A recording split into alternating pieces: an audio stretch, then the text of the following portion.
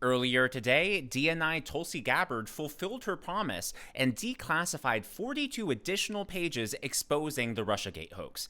Now, look, I know the word bombshell gets thrown around and overused a lot, but there truly were quite a few bombshells in these 42 pages. If you don't have the chance to read it, I released a video today going through the entire breakdown, and there were things we'd never heard before. For example, there were sentences and quotes that intelligence officials made up. One of the key sources, they don't even know where the quote came from, and 5 different intelligence officers who analyzed it couldn't even agree on what it meant. I'm going to leave a link to that down below.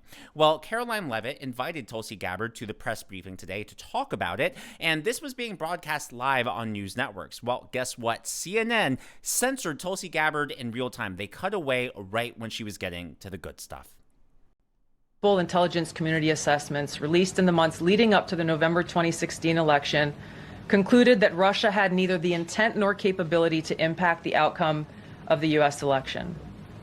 On December 5th. We've been listening there to the Director of National Intelligence, Tulsi Gabbard, continuing on what has now been a multi-day effort, not only with public statements like this, but release of documents to attempt to back up the quite extreme allegation that President Obama is guilty of treason and that he worked in some sort of conspiracy with Hillary Clinton, etc., in the assessment by the intelligence community at the time that Russia interfered in the 2016 election. Look, if CNN wants to debunk this, they have freedom of the press. They can do that afterwards. But you would think that a news organization, like when there is a live press briefing from the White House, isn't that the very definition of news? I would think if I had a news network, I would air that live, and then we'd have discussion. We'd have a roundtable afterwards. I'd bring on experts and people from all sides of the aisle to discuss all of the claims that were broadcast and shared during that press briefing. But that's not what they did. No, they chose to cut away. In other words, they want to be a filter for their viewers. And that's why their viewers are so surprised whenever anything happens. That's why Democrats were in such shock, not just in 2016, but quite frankly, last year, even when Kamala Harris lost, because the media has been covering up for them. Well, if anything does come from this, because apparently Barack Obama has now been referred to the DOJ for prosecution, and there is late breaking news on that, the DOJ has actually taken action. But before I get into that, Tulsi Gabbard was asked about that specifically during this press conference. And again, had CNN not cut away, their viewers would be aware of this. Any of this new information implicates former President Obama in criminal behavior? We have referred and will continue to refer all of these documents to the Department of Justice and the FBI to investigate the criminal implications of this. For even former President Obama? Correct. The evidence that we have found and that we have released directly point to President Obama leading the manufacturing of this intelligence assessment. There are multiple pieces of evidence and intelligence that confirm that fact. And within the hour, the DOJ has announced that they are forming a, quote, strike force to assess evidence publicized by the Director of National Intelligence. And so we will see what happens with that. This is an expedited review, and a lot of resources are going into it. Now, I'm not holding my breath. I don't want to, turn blue in the face. I'm not going to hold my breath for them to charge or indict Barack Obama, but we'll see. I don't... The way things are going, I don't have that much hope in Pam Bondi, but you never know, she may surprise us. But I am very happy with the job that Tulsi Gabbard is doing. Like I said in my analysis video earlier where I was going through all 42 pages, Tulsi Gabbard, she underpromised and overdelivered. And she didn't even promise. We are all surprised that this even came out, and apparently there's even more coming down the pipeline. And it's not like the binders that Pam Bondi did, right? Because with Pam Bondi, she put together those binders, and it was information that's been out there for years. There was nothing new. Whereas with Tulsi Gabbard, everything that she is putting out there is newly declassified information, stuff we have never seen before, and that's what makes it so powerful. Well, over on The View, Whoopi Goldberg is just so enraged that Barack Obama is even being investigated. Before I play that clip, I just want to point out, these are the same people who were cheering on all of the investigations into President Trump. Don't forget, New York State rewrote its statute of limitations. And it was because they rewrote it that E. Jean Carroll was able to file her case against President Trump. They really bent all the rules. They thread the finest needle possible. Probably the finest needle in all of history they thread, with the smallest thread, to make cases against President Trump. Meanwhile, here we actually have evidence. We actually have emails indicating that there was a cover-up, and it all points to Barack Obama. Yet Whoopi Goldberg wants to cry victim here. A sitting president just accused a former president of treason. Now, do people realize how serious an allegation this is? And for me, didn't the Supreme Court, under the guidance of this president, say that presidents have immunity? So that would mean that nothing Obama did, because you didn't say no, that only you have immunity. You said presidents. So this means you have no right to try to take him to court because he did what he did as president. So how does that work? Is it only you who is clear, or are they all clear? In which case, President Biden might be, kicking some new stuff up to you too.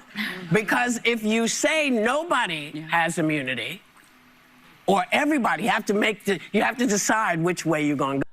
Did CNN and MSNBC or CBS, whatever news she watched, I guess maybe ABC, maybe whatever she is watching, also censored the news when the Supreme Court release that decision? Because that's not what the decision by the Supreme Court said. They said presidential immunity for presidential acts as defined by the Constitution, their constitutional presidential authority and responsibility. A crime, a cover-up, a conspiracy, those things aren't responsibilities of the president as outlined by the Constitution. Of course they're not immune from prosecution. What in the world is Whoopi talking about? I mean, I guess it sort of sounds good if you don't think about it critically, but that's exactly what they do on The View and mainstream networks. They feed their audience fast food. They feed them whatever they want to hear. It feels good, it tastes good, it sounds good, it's addictive. But whenever they're faced with real news, whenever they're faced with facts and positions and analysis that goes against what they've been conditioned to believe, it is a total shock to their system. But here's the thing. It's not just about Barack Obama. So yes, all of these declassifications have to do with exposing Russiagate, but there's also tertiary or like other, Tulsi Gabbard really is hitting like multiple birds with just one stone here. One of the things we found out was that Russia actually had information on Hillary Clinton's health crisis. So in 2016, I was, making videos. I think I made 2 about what was wrong with Hillary Clinton. Some of you may remember this moment.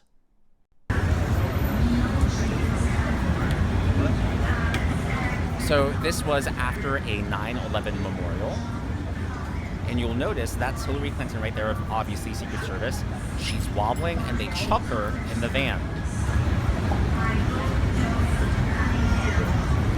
We never got answers to that. The media never asked any questions. The Hillary Clinton campaign never talked about it. Well, inside of this declassified dump that we got today, 42 pages, is all of this new information. So as of September 2016, the Russian Foreign Intelligence Service had Democratic National Committee information that President Obama and party leaders found the state of Secretary Clinton's health to be extraordinarily alarming and felt it could have serious negative impact on her election prospects. Her health information was being kept in the strictest secrecy, and even close advisors were not being fully informed. But that is not all. We also found out that Hillary Clinton was suffering from, quote, intensified psycho-emotional problems, including uncontrolled fits of anger, aggression, and cheerfulness, which explains a lot, right? A lot of people were making fun of her face when she saw the balloons, if you've seen that clip, you know what I was attempting to imitate there. But on top of that, the violence, this makes so much more sense. This is from The Independent. Hillary Clinton gave Bill a black eye in the White House. Yeah, and there are other stories too, not just that, but from former staffers and aides, especially from Bill Clinton's administrations, talking about what a nightmare Hillary Clinton was behind the scenes. And so, wow, the fact that the Russians had information talking about that makes a lot of sense. They also said, the second to last bullet point here on the left side, that Clinton suffered from, quote, type 2 diabetes, ischemic heart disease, deep vein thrombosis, and chronic obstructive pulmonary disease. All of this begins to add up. I don't know, again, another video from 2016 that many of you have probably seen, but people weren't sure what happened here, and there was a lot of speculation online. Sean Hannity talked about this on Fox News, that, hey, it looks like Hillary Clinton may have had a seizure on the campaign trail. In every way. And how did you talk about Senator Warren? Did you talk about vice presidential possibilities with Senator Warren? You guys have got to try the cold chai. Just imagine if President Trump did that, and forget, like we all know that the Democrats have been asking for his health records, and they've been asking, they have all sorts of conspiracy theories about his health. Meanwhile, like, everything that they accuse President Trump of doing, they're actually doing themselves. We shouldn't be surprised at this point, but the more evidence, actual hard evidence we have of this, it really just makes it all the more frustrating. And by the way, in case you haven't seen that clip from 2016, here is the same incident from another angle. Actually, when you heard that President Obama was going to endorse you? It was great. It was great. I mean, it was a wonderful, meaningful Take a look at the reporter's face in every for way, reaction. and I was Did very you proud talk of about him. Did you talk about vice presidential possibilities with Senator Warren? You guys have got to try the cold chai.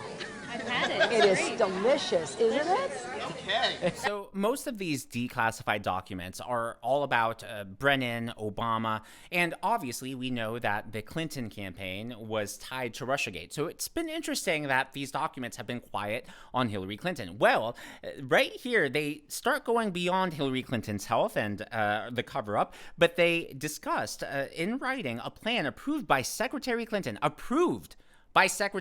not approved by an aide, not approved by a staffer, not approved by a consultant, approved by her herself to link Putin and Russian hackers to candidate Trump in order to distract the public from her email scandal. It just goes on.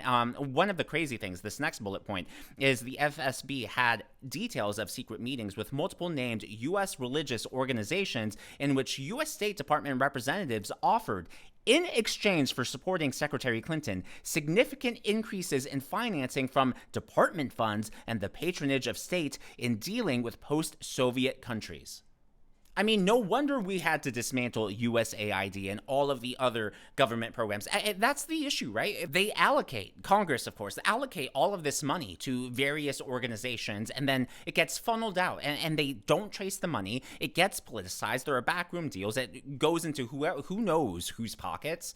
I mean, it's just ridiculous. And then, the worst part is that it's sold to us as, we're just trying to help people overseas. Meanwhile, it's been a slush fund for the Democrats all of this time. And so I guess what this all comes back to is it is obviously corruption at the highest level. And there are actually attempts trying to make this right and bring it to public light. And organizations like CNN aren't helping. And if anything, they are showing their true colors, as if they haven't already, by literally censoring the DNI in real time. But as always, all of that is just my analysis and commentary. That is what's going on in the world of politics from my point of view, and I would love to hear from you. So obviously there are a lot of cabinet members, and DNI is a cabinet position.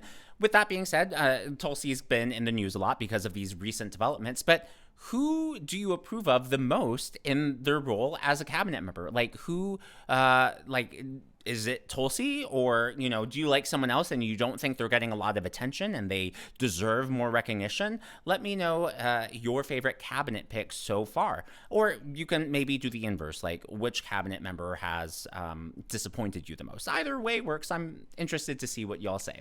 If you haven't already, please be sure to leave me a thumbs up. I know it's a simple thing to ask for, but it really does help me reach more viewers like you in the algorithm. Be sure to smash that subscribe button and to check out one of these videos.